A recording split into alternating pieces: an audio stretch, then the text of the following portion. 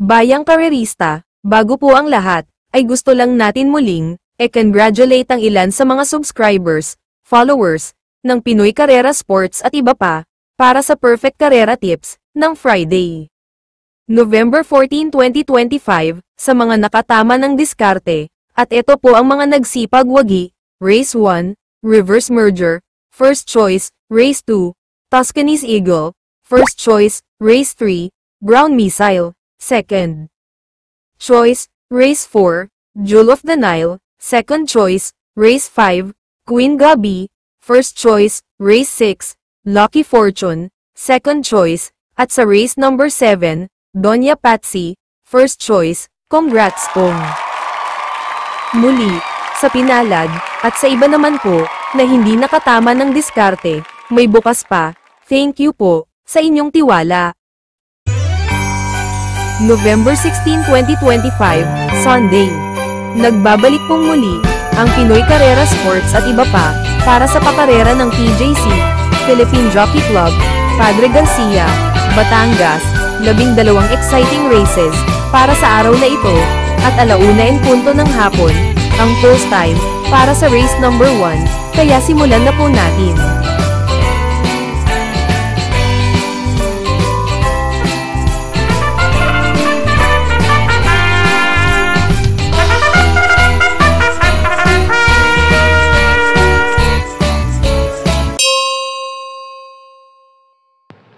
Race number 1 ang 30th Maro Breeders' Championship, Congresswoman Karen T. Javier 2-year-old juvenile fillies, panimula ng pick 6.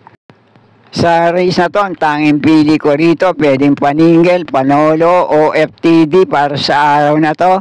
Malamang outstanding favorite, itong numero 4 na Isabel. Tumakbo to sa isang vicious barriera niya. Sana lang nasa magandang kondisyon. JB Hernandez din naman na re-renda. At malayo itong nauna sa meta na may mainam na mga kwartos na 23 medya, 22 medya, 25 medya na may ibibigay pa sa 1,200 meters na distansya. Isang magandang salida lang sa gate, iwas aberya sa laban, palagay ko pwede na rin makaraos dito. Itong tanging pili ko sa race number 1, numero 4, Isabel. At kung may iba pa rin naman kayong kinukursunadang kalok dito, kaya pong bahala din magsama para sa mga diskarte nyo. Okay po, thank you. At dito naman sa race number 2, ang 2025 PhilRacom Ambassador Eduardo M. Coangco Jr. Memorial Cup Division 2, 1,650 meters ang distansya rito. Ang unang pili ko naman dito, Deremating Kalahok, mukhang pabor sa kanya ang distansya, numero 4, Street Swag. At ang panigundo ko naman dito, isa rin Deremating Kalahok sa race na to, 1A sa couple entry na counter attack na may kakampi pa na may tuli, numero 1 Salacious. Kaya muli, paprimera ko rito, numero 4 Street Swag, panigundo ko naman itong 1A sa couple entry na counter attack na may kakampi, numero 1 Salacious. Kaya na pong bala para sa mga diskarte nyo sa race na to. Okay po, thank you.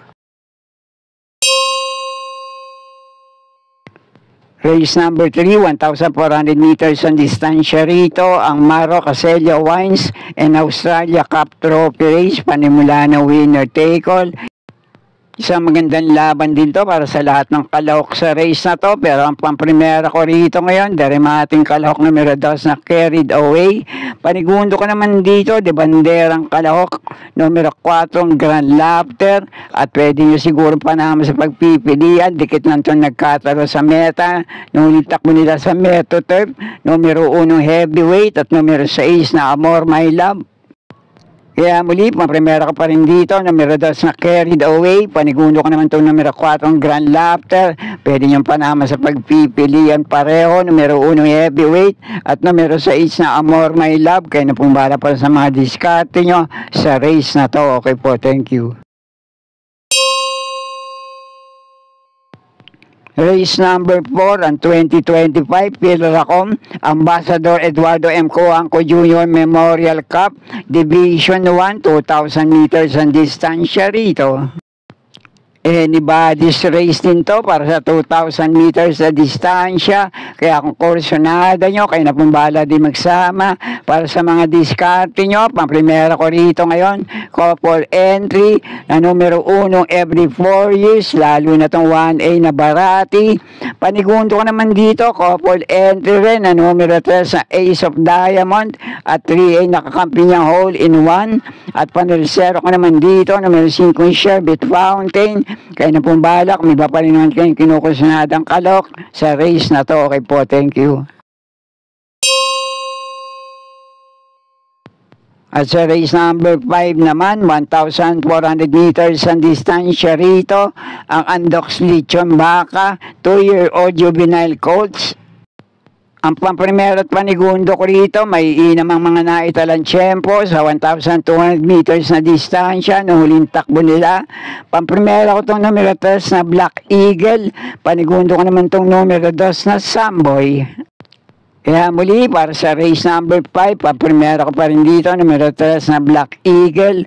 Panigundo ko naman itong numero 2 na Samboy. Kaya na pong bala pa sa mga diskarte nyo sa race na to. Okay po, thank you. Race number 6 ang 30th Maro Breeders 3-year-old Philly Mile, 1,650 meters ang distansya rito.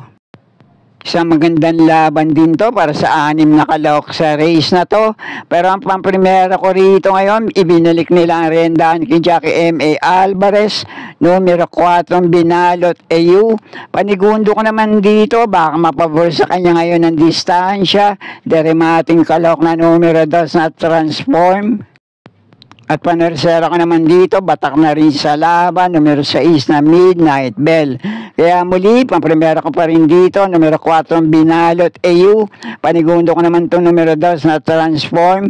At panersera ko, numero 4 Midnight Bell. Kaya na pong bahala, kung may iba pa rin naman kayong kinukusunadang kalok sa race number 6. Okay po, thank you. Race number 7 ang 30th Maro Breeders 3-year-old Colt Mile, 1,650 meters ang distansya rito.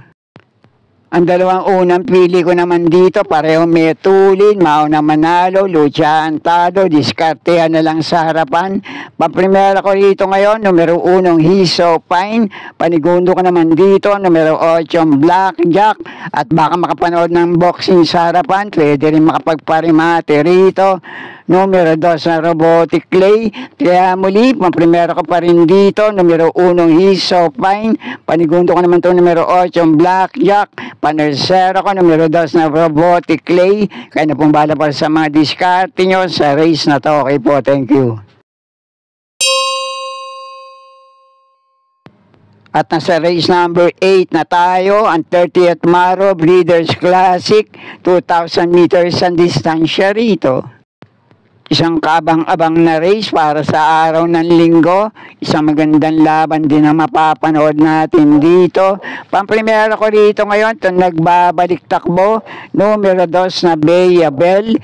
Panigundo ko naman dito, couple entry, numero 5 Bill Jordan, lalo na itong 5A sa couple entry open billing. At panersero ko naman dito, numero 8 Ghost.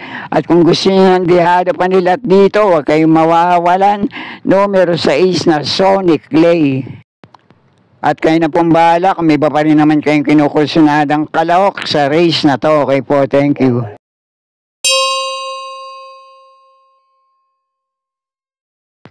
At sa race number 9 naman, 1,400 meters din ang distansya rito. Ang Councilor Victor B. Ferrer Jr. Memorial Trophy Race.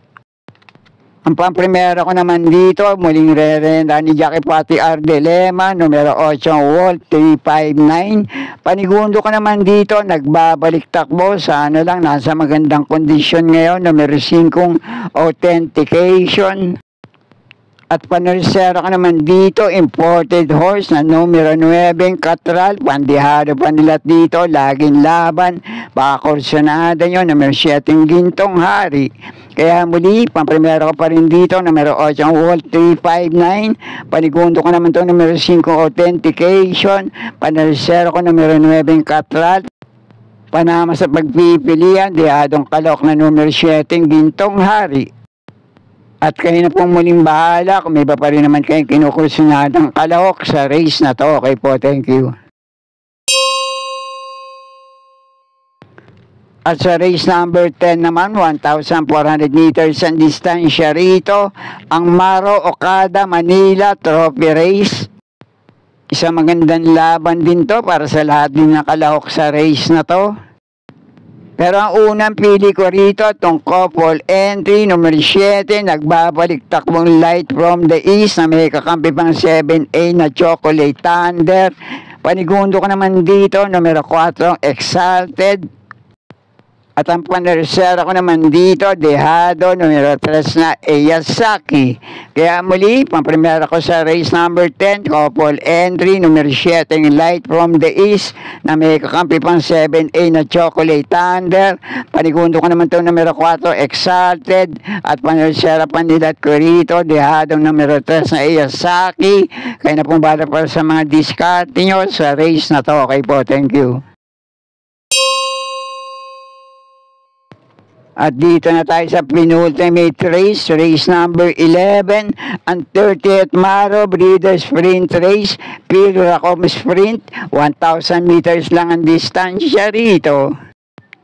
Ang pamprimero ko naman dito, tinatalo nyo na rin yung ibang kalok dito sa ganito rin naman distansya.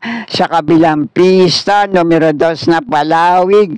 Panigundo ko naman dito, 3A sa couple entry na Morning After.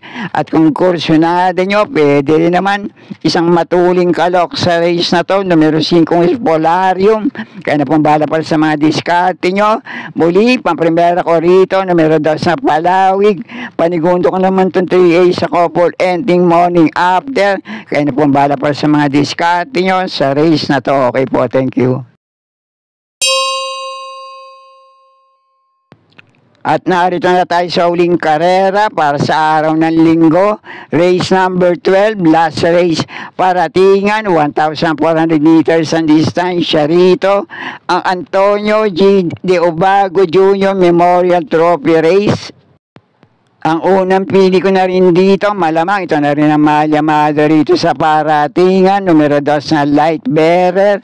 Panigundo ko naman dito, numero 1 Noble Promise. At panersera ko rito, numero 6 na Skydance.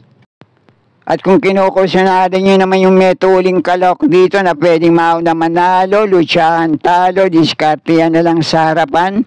Numero 5 na Diamond Heart. Numero 7, Money for Gabriel.